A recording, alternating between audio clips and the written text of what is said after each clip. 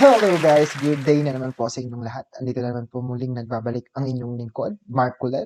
Yan. So, tayo na naman po mag-react ng isang kababayan nating Pilipino dyan sa Pilipinas. At atin naman pong pakinggan ang angking niyang talento sa pag-awit, pagkanta nitong Ikaw Lamang. Yan. So, parang may hint na kayo kung paano ba niya babanatan tong kanta na to. So, huwag na natin patagalin guys, panoorin na natin. Let's go.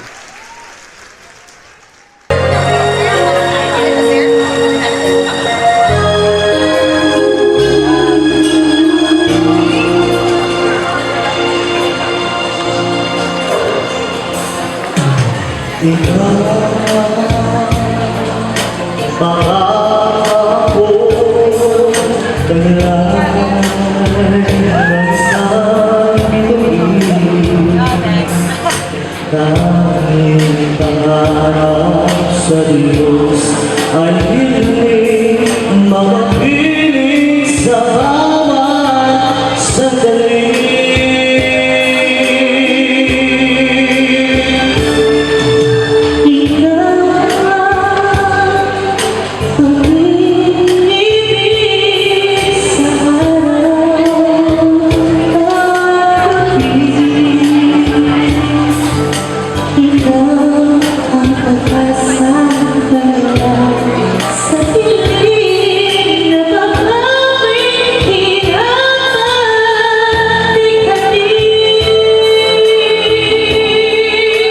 Langit ang buhay sa pinagdaanan,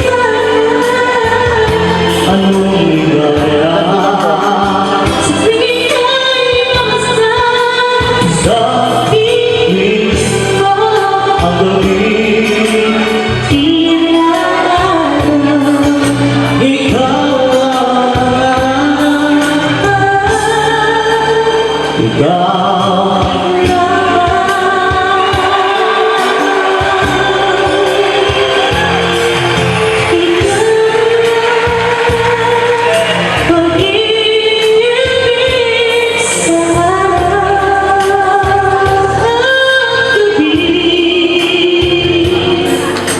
ikaw ang pag-asang sa dilim na mahabing hirapan ikalim.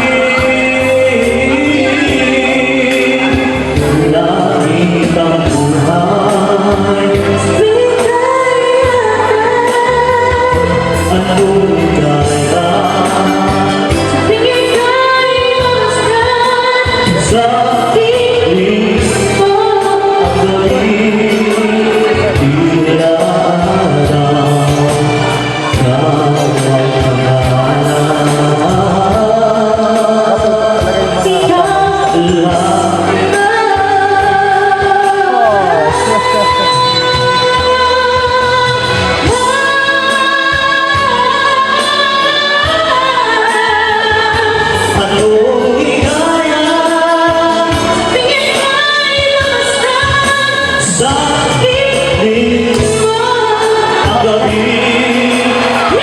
Ano kayo kasama niyo dito?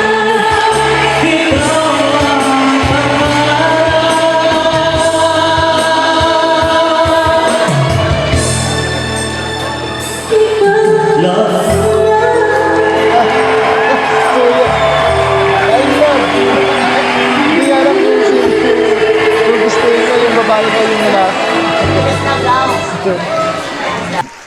At yun na nga guys, doon nagtatapos ang ating video.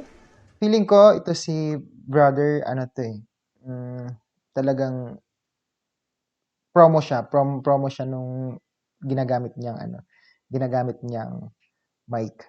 Kasi confident siya, tas kilala siya ng mga kasama niya sa gilid, inaabangan siya. Confident silang makipag-usap sa kanya. Feeling ko sa ibang branch siya or galing na siya sa branch na 'yan at siguro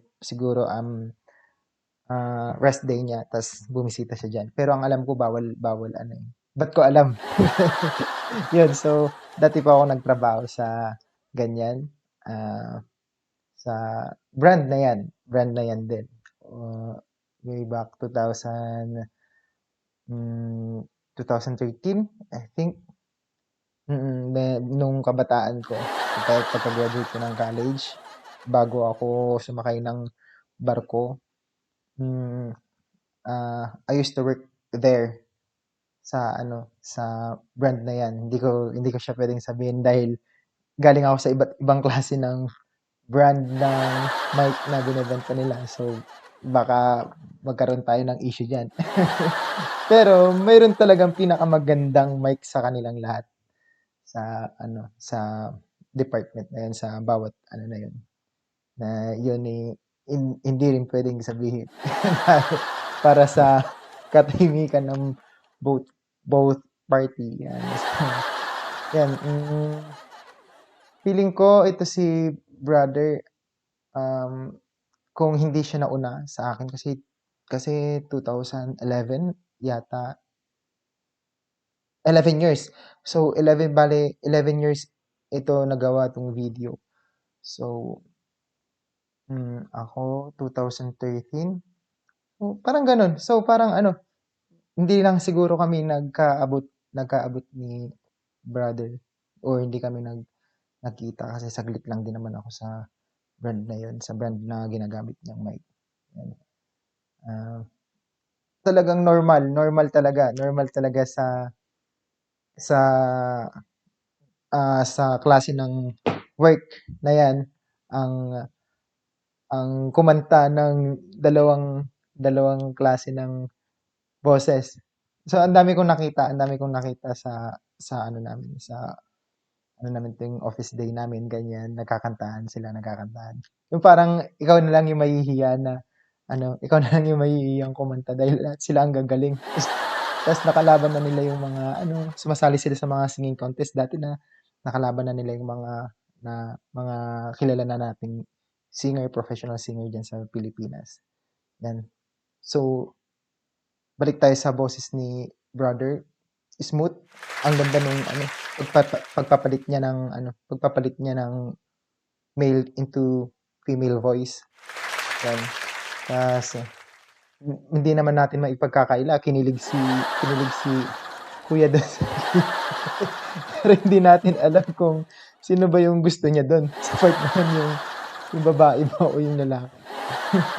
'Yan, so all in all, ang galing, the best. Siguro nagkasalubong tayo sa office day dati, pero hindi tayo nagkakilala, 'yan.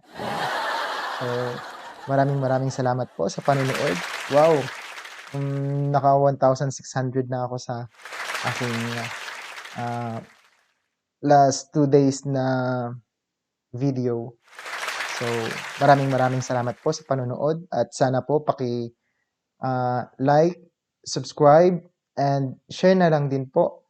At sa mga may gusto kung may gusto rin po kayong ipa-react na video na mga kamag-anak nyo or sino man na gusto nyong pasikatin, send nyo po sa akin at bibigyan natin ng reaction video yan. Maraming salamat po sa panonood. Muli, ito po ang inyong lingkod, Mark ulit. Bye-bye!